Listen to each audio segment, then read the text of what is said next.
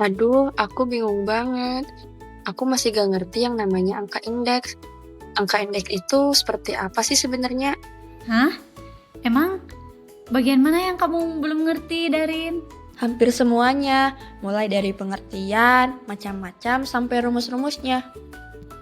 Oh gitu. Sini deh aku kenalin ke teman aku. Kebetulan dia jago banget loh tentang angka indeks ini. Serius, boleh banget deh, aku butuh pencerahan nih.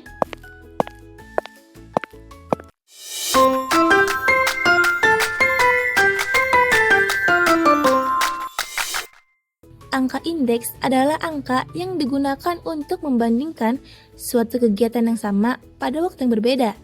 Misalnya kegiatan produksi, ekspor, atau perubahan harga barang.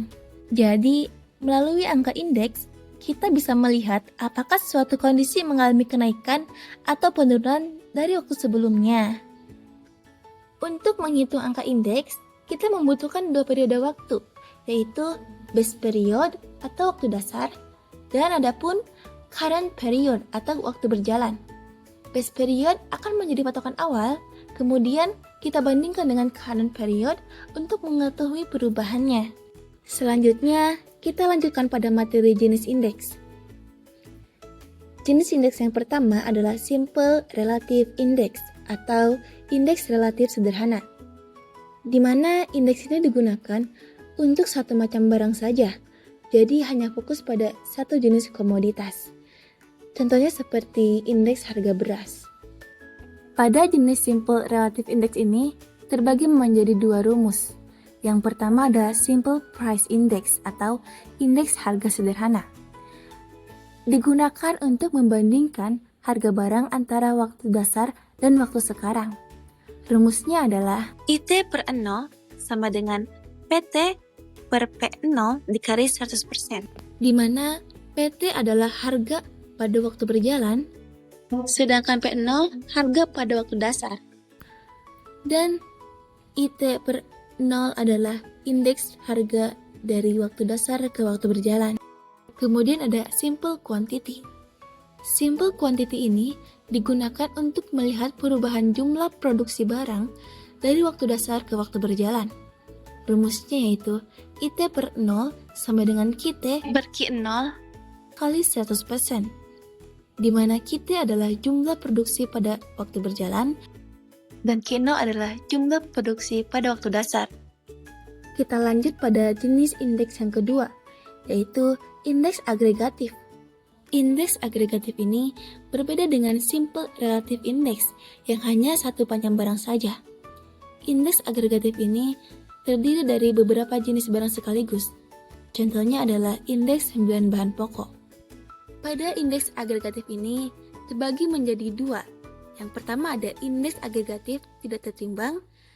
Yang kedua ada indeks agregatif tertimbang. Indeks agregatif tidak tertimbang digunakan untuk barang-barang yang memiliki satuan yang sama dan dalam perhitungannya tidak menggunakan bobot. Artinya, semua barang dianggap memiliki pengaruh yang sama. Jadi proses ini dilakukan dengan menjumlahkan harga pada waktu dasar dan waktu berjalan untuk kemudian dibandingkan.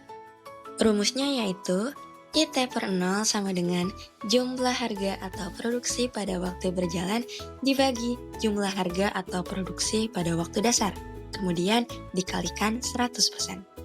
Yang kedua ada indeks agregatif tertimbang. Indeks agregatif tertimbang ini dibuat dengan mempertimbangkan faktor-faktor yang mempengaruhi naik turunnya suatu indeks, seperti harga, produksi, permintaan, dan lain-lain. Kemudian digunakan untuk mengukur biaya hidup. Seperti Badan Pusat Statistik mengeluarkan indeks biaya hidup per bulan untuk mengukur tingkat inflasi, dan perusahaan menggunakan indeks biaya hidup untuk dasar penyesuaian gaji. Oke teman-teman, sekarang kita akan masuk ke soal indeks harga relatif. Nah teman-teman, ketika kita ada soal seperti ini, teman-teman harus mengerjakan menggunakan rumus dari indeks harga relatif, di mana rumusnya itu adalah IT per 0 sama dengan PT per P0 kali 100%. Teman-teman, kita harus mencari dulu P0-nya. Nah, P0 itu apa sih? P0 itu adalah harga pada waktu tahun dasar, di mana pada produk sabun mandi harganya itu pada tahun dasar 2016.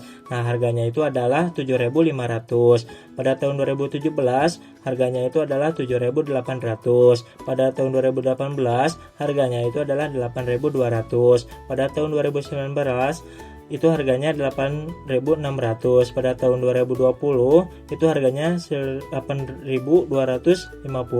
Pada tahun 2021 itu harganya 9.900. Nah, teman-teman, ketika kita sudah ada nilainya, kita harus memasuki ataupun menurunkan ke rumus.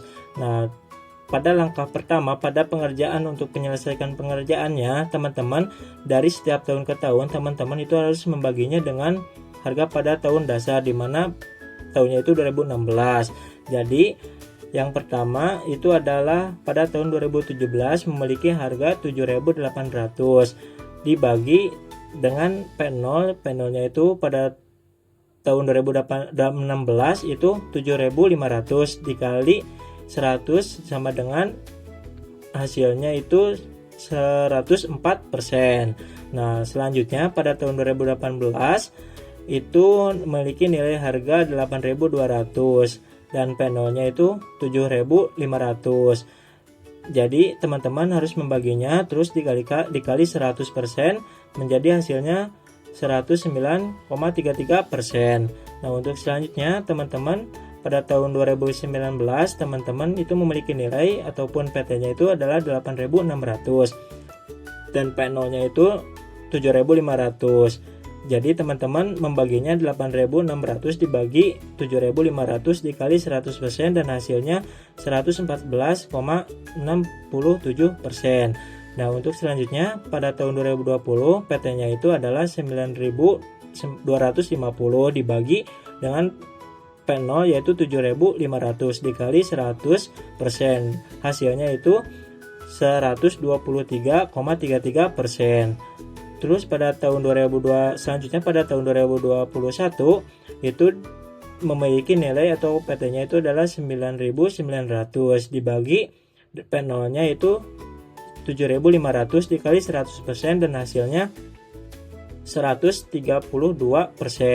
Jadi pada tahun 2017 indeksnya itu adalah 104%. Pada tahun 2018 indeksnya itu 109,33%. Pada tahun 2019 indeksnya itu 114,67%.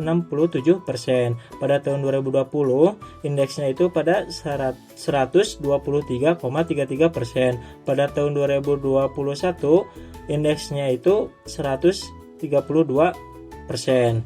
Jadi interpretasinya itu adalah jika dibandingkan dengan harga sabun mandi pada tahun 2016, maka sabun mandi tahun 2017 naik 4%, tahun 2018 naik 9,33%, pada tahun 2019 naik 14,67%, pada tahun 2020 naik menjadi 23,33% dan pada tahun 2021 naik 32,32%.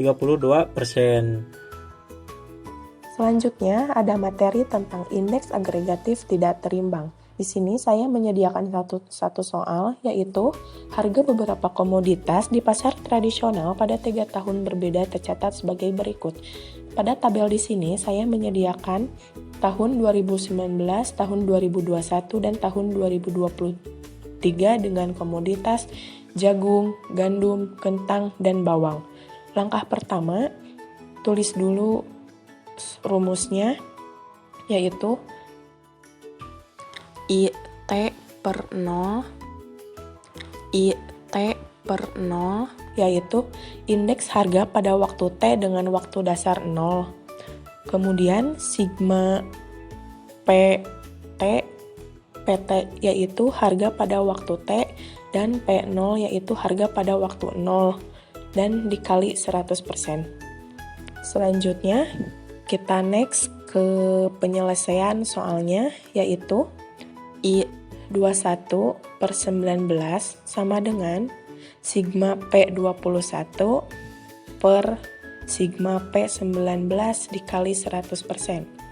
Nah, P21 itu kita lihat jumlahnya. Pada tahun 2021 jumlahnya yaitu 31.500. Kita tulis 31.500 per, dan untuk P19 kita lihat jumlah pada tahun 2019 yaitu 25.000. Kemudian dikalikan 100% sama dengan 126%. Maka harga pada tahun 2021 mengalami kenaikan sebesar 26% dibanding tahun dasar 2019. Selanjutnya, kita masuk ke pertanyaan selanjutnya, yaitu 23 per 19 sama dengan sigma P23 per sigma P19 dikali 100%. Nah, di sini P23 itu berarti tahun 2023 berjumlah 34.000, dan untuk sigma P19 berarti jumlah tahun 2019 yaitu 25.000. Kemudian dikalikan 100%, maka hasilnya 136%. Pada tahun 2023 mengalami kenaikan sebesar 36% dibanding tahun dasar 2019. Itu saja penjelasan mengenai angka indeks. Semoga penjelasannya mudah dipahami ya. Dadah.